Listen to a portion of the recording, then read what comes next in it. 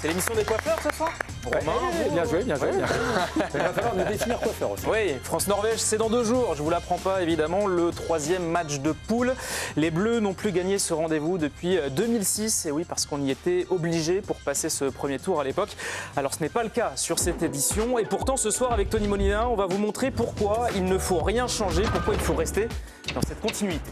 C'est le 3e match de poule, Théo. Ils ont une considération particulière. Oui, en France, c'est le fameux match des coiffeurs. Il n'y a que chez nous qu'on retrouve cette expression, et pour cause. Je la trouve horrible, cette expression, c'est malvenu. Surtout. Ah, c'était pas le bon son. On va rembobiner et on va remettre dans l'ordre. Est-ce que Vincent Duluc est prêt? Ah bah, s'il y a Vincent, alors... Ah non plus. C'est Bon alors attendez, on va le refaire. Stop, on annule tout, c'est parti. On est là. Non mais ça c'est notre petite patte, hein, c'est vous laissez comme On ça. a vraiment hein, envie de savoir pourquoi les coiffeurs, on appelle ça comme ça chez Mais nous. pourquoi appelons-nous les Mais coiffeurs? oui, moi, Et je donc veux là, vraiment bim, savoir. Vikash, c'est Vikash ou c'est Vincent? Alors, c'est plutôt Non, mais Vikash. parce que Vikash, côté coiffure, je suis pas sûre. C'est pour ça, je pense que Vincent Duluc en connaît un rayon. Oui. Non, c'est une résurgence de 1958, donc une photo qu'on avait retrouvée dans le Figaro à l'époque, et c'est popularisé ensuite dans les années 80 avec la génération Platini. Alors c'est un qualificatif qui colle plutôt bien à l'ère Deschamps, parce que sur ces 7 tournois majeurs, il n'y a qu'à l'Euro 2024 où les Bleus n'avaient pas gagné leurs 2 premiers matchs. Et pour autant, pour Vikash, ce mot coiffeur, ça passe pas trop.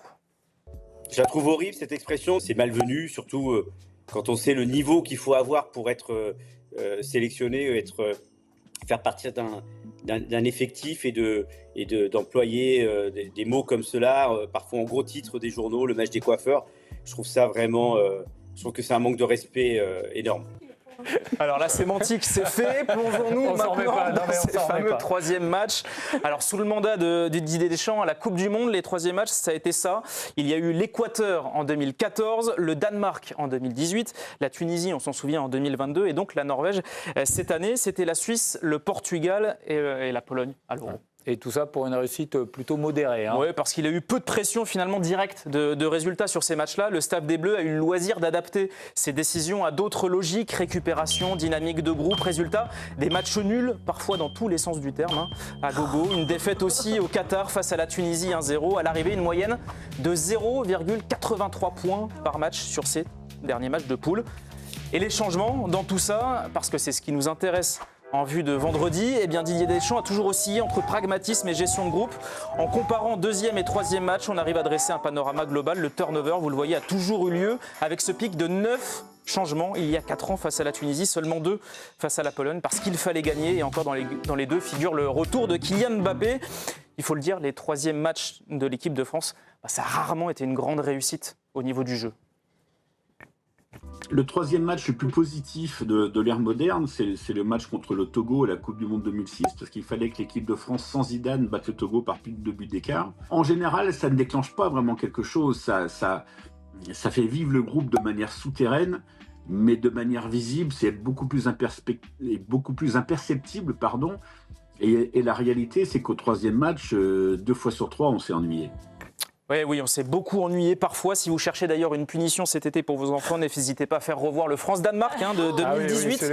Nos frères de sport ont d'ailleurs couronné ce match de pire rencontre de l'équipe de France à la Coupe du Monde. Et c'est vrai que, excepté le France-Portugal de 2021, 4 étoiles dans l'équipe le lendemain du match, peu de 3e matchs sont restés dans les mémoires. Il faut dire aussi, Théo, que c'est aussi un paramètre important, l'adversaire que l'on va jouer. Là, on l'a vu, face au Portugal, 4 étoiles, c'était en 2021. Il y avait 3 entrants. Et affronter la Norvège de Haaland implique une certaine continuité. On l'a vu tout à l'heure, c'est peut-être l'adversaire le plus compliqué avec le Portugal qu'ont eu à affronter les Bleus dans leur dernier tournoi majeur. État des lieux sur place avec Vincent Duluc. C'est quand même un 3e match qui concentre tous les poncifs du genre. C'est-à-dire qu'il faut faire tourner parce que l'équipe de France est déjà qualifiée, elle est sûre de finir dans les 2 premières. Il faut reposer quand même un peu les titulaires parce que le 16e de finale aura lieu 4 jours plus tard. Et c'est quand même un écart assez resserré. Et il faut permettre au groupe de vivre, surtout dans un groupe à 26, où il ne faut quand même pas cumuler trop de frustration. C'est pourtant le propre d'une Coupe du Monde, a fortiori avec un groupe aussi élargi. L'enjeu de ce 3e match se situe là, régénérer le groupe tout en privilégiant la continuité sportive. C'est elle qui doit primer, selon Vikash Dorasso. Ne pas calculer, ne pas commencer à se dire tiens, on va jouer la 2e place. Je trouve que c'est pas sain. c'est pas une bonne ambiance, c'est pas une bonne façon de faire, c'est pas un bon message qu'on envoie à nos supporters aussi. Il y a des records à battre aussi pour Kylian Mbappé. Je pense qu'il est parti pour nous faire gagner la Coupe du Monde et marquer des buts contre la Norvège alors qu'il y a aussi un concurrent direct, Hollande, en face de lui. Ça vaut le coup qu'il marque des buts et qu'il fasse un grand match. Ouais. Enfin, Benoît, il y a un dernier argument pour limiter les changements vendredi. Certes, les Bleus sont qualifiés, certes, les Bleus ont gagné leurs 2 premiers matchs, mais la première place n'est pas assurée, il faut le rappeler. Finir premier n'implique pas forcément un chemin plus dégagé vers la finale en termes d'adversaire, mais il y a un autre intérêt très important aux yeux du staff des Bleus, c'est celui des transferts. En cas de 2e place, il y a un 16e de finale à Dallas, un 8e à New York, puis un quart de finale à Miami. Autant de fatigue potentielle pour les joueurs. Et à contrario, si les Bleus finissent en tête du groupe, ils pourront rester alors dans leur camp de base de Boston avec des matchs à New York, Philadelphie et là aussi à Boston. Alors évidemment, changer ne veut pas dire perdre. Les 9 changements en revanche de la Tunisie lors du dernier mondial n'ont pas vraiment porté leurs fruits. Et pour trouver trace d'une équipe championne du monde défaite lors de son 3e match de poule, il faut remonter à l'Argentine en 1978. Alors que la série continue et qu'on gagne vendredi. Ah bah voilà, on est clé. Bravo. Régale ce match. Donc, on reste comme on est. Je rappelle juste, parce que vous nous avez montré Vikash Dorasso et vous étiez nombreux à vous dire pourquoi il est aussi bien coiffé, Vikash, en tant que coiffeur. Donc voilà. Et qu'il avait un maillot de l'Italie, parce qu'il est en stage en Italie. Hein, exactement. Ça, voilà, c'est pas son diplôme d'entraîneur. Exactement, le grand Vikash Dorasso. Il a des belles entrées, Vikash. Bon, alors, on va en débattre. Olivier, moi j'aimerais votre avis là, sur le fonds Storvège. Qu'est-ce qu'on fait ? Comment on fait ? On change pas pour moi, on ne change pas grand-chose. Ah bon ? Non, parce que moi, je suis pour la dynamique, qu'elle perdure. L'exemple de vous êtes pour fatiguer les joueurs titulaires, générer de la frustration auprès des remplaçants, c'est ça, vous êtes pour ça. Non, je suis pour que, effectivement, les titulaires commencent le match. Il n'y a aucun problème là-dessus. Les changements, ils arriveront bien en seconde période, ça suffit bien. Quand on voit la démonstration que tu nous as faite avec la Tunisie, où il y a 9 changements, on voit que ça ne sert à rien. Parce que ceux qui ont été là, ils n'ont apporté strictement rien au club, pas d'informations au sélectionneur. Si, le seul sélectionneur dit je ne me suis pas trompé, c'est bien, je suis content. Mais le reste, non. Il y a certainement des joueurs qu'il faut peut-être soulager. Mais tu ne peux pas faire plaisir à tout le monde. De toute façon, quand tu as 26 joueurs, tu ne peux pas faire plaisir à tout le monde. Il faut, je le pense, et moi je trouve que Didier le fait très très bien, il y a une ligne directrice, il la suit, alors ça amène quelques ajustements. Mais très peu, ça suffit bien, d'abord parce qu'il faut rester dans une super dynamique. Et ils en ont besoin. Moi, je trouve qu'ils l'ont mis en route à partir de la 2e période contre le Sénégal. Il n'y a pas de raison que ça s'arrête. Il faut continuer dans ce cheminement. D'accord. Et battre la Norvège aussi, ça peut être un des arguments, comme le disait Théo Ambre. Vous êtes de quelle école, vous ? Moi, je suis raccord avec Olivier. Je pense qu'il ne faut pas changer grand-chose. Je pense qu'il faut surfer sur la dynamique actuelle parce que on a vu lors de la préparation qu'il y avait tellement de questions qui entouraient nos débats, tellement d'ajustements qu'on demandait. On voulait avoir des garanties de cette équipe de France. On commence à en trouver quelques-unes et pour moi, il ne faut pas casser cette dynamique-là. Il y a des joueurs qui surfent, mais vraiment sur l'eau, évidemment, comme Olysée, Mbappé, même Upamecano. Il y a des joueurs qui commencent à sortir la tête de l'eau, comme Ousmane Dembélé, qui commence à trouver ses repères, a peut-être même eu un déclic qu'on n'espérait même plus. Et puis il y a des joueurs qui ont beaucoup de choses à prouver, notamment les latéraux, qui doivent vraiment hausser leur niveau de jeu. Et je pense qu'il ne faut pas tout changer. De tous ces joueurs-là, on attend soit qu'ils se révèlent, soit qu'ils confirment. Donc pour moi, il faut rester dans une forme de continuité. D'accord, mais vous n'avez pas envie de voir un peu plus Cherki, par exemple? Non, mais vous n'avez pas envie de voir Cherki à un moment donné titulaire, de voir Akliouche? Oui. Alors déjà, Mateta, il est là pourquoi? Alors, en fait, pourquoi on a pris Mateta? Pourquoi on a pris des joueurs? Je ne compte pas vraiment sur Mateta, mais par exemple, c'est vrai que vous avez... Marcus Thuram ne joue plus. Moi, non, ce ne sont pas des joueurs qui sont appelés à avoir un vrai rôle a priori dans cette Coupe du Monde. Alors que je vous rejoins, en revanche, Cherki ou Akliouche, par exemple, sont des joueurs, ou même Lucas Digne, qu'on a aperçu, sont des joueurs qui vont peut-être être appelés, comme Manu Koné, à jouer un rôle, et peut-être que cela, c'est vrai, ça pourrait leur offrir une fenêtre de tir un peu plus importante. N'Golo Kanté, il est venu pour l'ambiance, Bruno, donc il ne jouera pas. Bien sûr. Pour la petite chanson. Non, mais très franchement, après, on rappelle quand même juste que le format est différent. Enfin, 16e de finale, 8e de finale, on n'est plus. Et moi, je trouve que si tu fais pas quelques changements sur ce match-là, le groupe, pour moi, à un moment donné, ce que tu as souligné tout à l'heure, Benoît, va exploser sur le côté. D'autant plus, c'est plus long encore. C'est encore plus long qu'avant. 3 semaines, 5 semaines pour regarder très tranquillement les autres jouer. Mais enfin, je sais pas comment il va gérer. Ça a toujours été comme ça. Hein. Ouais, toutes les coupes du monde, tu découvres pas l'eau chaude là. Non, mais tu as eu. Oui, mais ça a toujours été un sujet justement de crispation et même Didier Deschamps en avait parlé. travail. Il fallait gérer ça, justement. La crispation, les attentes. C'est pour ça aussi qu'il a sélectionné des joueurs capables. Mais Quand on va au bout, il y a c'est- zéro crispation, Benoît. c'est plus long. Hein. Ils sont tous contents d'avoir été là pendant cette Coupe du Monde. Alors, tiens, on va écouter Benoît quand même. Vous. Non, mais déjà, je pense qu'il a construit son groupe pour qu'il n'y ait pas non plus d'état d'âme pour certains joueurs qui ne jouent pas. Je pense qu'il a très bien construit comme ça. Et puis, dans une compétition, on n'est pas là pour faire plaisir à tout le monde. Je pense qu'il y aura quelques changements. Déjà, dès le deuxième match, c'est quand même assez rare aussi, alors que le premier match a très bien fonctionné, il a fait quelques changements. Il a fait 3 changements malgré tout. Lucas Digne, Manu Koné et Bradley Barcola. Peut-être que sur le 3e match, face à la Norvège, il y a Tchouaméni qui va rentrer, peut-être que Rabiot va sortir et Manu Koné ou un N'Golo Kanté ou un Warren Zaïre-Emery peut jouer. Est-ce que Digne va continuer pour garder Durine, parce que je trouve qu'il a quand même fait plutôt un bon match face à l'Irak. Peut-être que Koundé, qui lui a joué les 2 matchs, peut-être qu'il va être remplaçant et Malo Gusto va rentrer. Je pense qu'il va y avoir des petites touches. Combien à peu près? On évalue. C'est quoi? Moi, je pense 3 qu'il y aura, changements pareil? moi, je pense qu'il y aura peut-être 4 changements. 3-4 changements. Et le gardien, par exemple?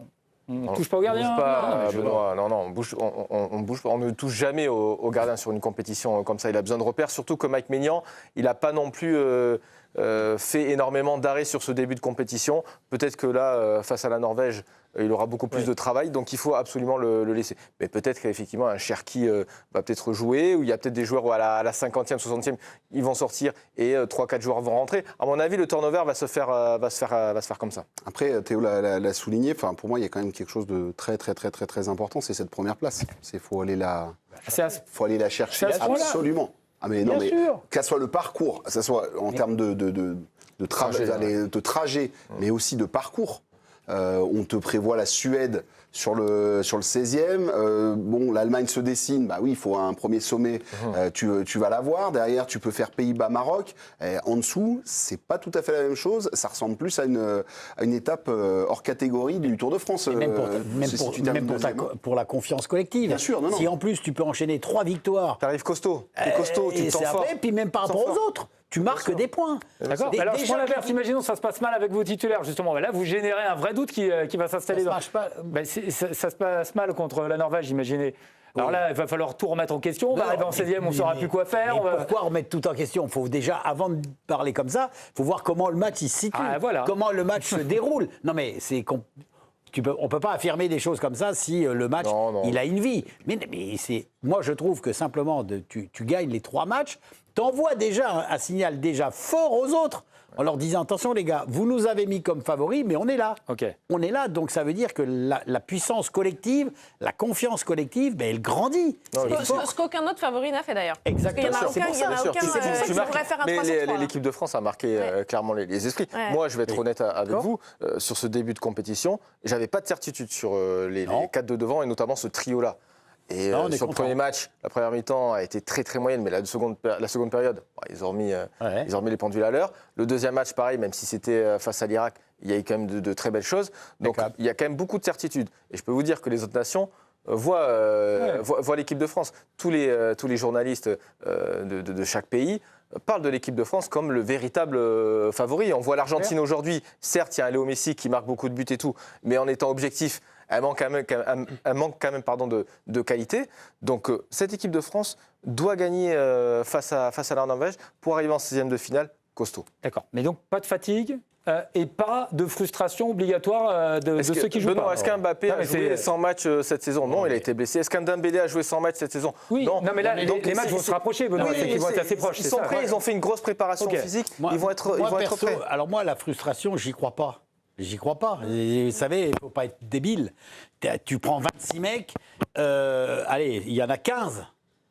Sur 15, les 11 derrière, ils savent très bien, ou alors ils ont des rêves, ils savent très bien qu'ils seront là peut-être pour 10 minutes, peut-être pour 15 minutes, peut-être pour 3 minutes. C'est comme ça. Mais comme l'a fait Olivier, comme l'a fait le Paris Saint-Germain. Mais bien sûr. Le Paris Saint-Germain, c'était 12-13 joueurs, pas plus. De toute façon, c'est d'une logique indestructible. Tu ne changes pas ton équipe systématiquement quand elle gagne. Ça a été fait quand même, Olivier. C'est pour ça qu'on a employé ce mot et on a dit qu'il y a souvent eu le match des coiffeurs pour faire tourner. On parle de ce 3e match, mais je pense que peut-être dans la tête de Didier Deschamps, cette logique, elle est moins évidente qu'auparavant. Il faut pas, et Benoît a vraiment pointé un point très important, c'est qu'il a fait tourner ce qu'il ne fait jamais lors du Exactement. deuxième match, déjà. Et déjà sur des rôles, déjà où il y avait une forme d'incertitude ou de concurrence, déjà, il a commencé à la faire jouer Exact. et il a commencé à jouer sur l'émulation dès le deuxième pourquoi match. il a fait ça? Parce que je pense que pour cette Coupe du Monde-là, le groupe, il est très fort. Par rapport à d'autres périodes où les remplaçants, peut-être, il y avait un certain écart par rapport aux titulaires. Là, les remplaçants sont très très forts. Il y a un Cherki, on se demandait est-ce qu'il peut jouer, est-ce qu'il peut pas jouer. Barcola, Doué, il y a un véritable débat. Manu Koné. Digne, Hernandez, pareil. Manu Koné, Warren Zaïre-Emery, qui a fait une saison monstrueuse avec le Paris Saint-Germain, qui a même pas joué le second match, c'est Manu Koné qui lui est passé devant. Les remplaçants sont tellement forts aussi que forcément, il peut y avoir des changements. Et l'équipe Mais de à France, moindre ça échelle, marchera. petits ajustements. Ouais. Voilà. Pas grand match des coiffeurs. Et nous, on enterre notre expression des coiffeurs. Donc maintenant, voilà, c'est terminé. Merci beaucoup. Merci Théo, en tout cas, génial. Bravo. Beaucoup,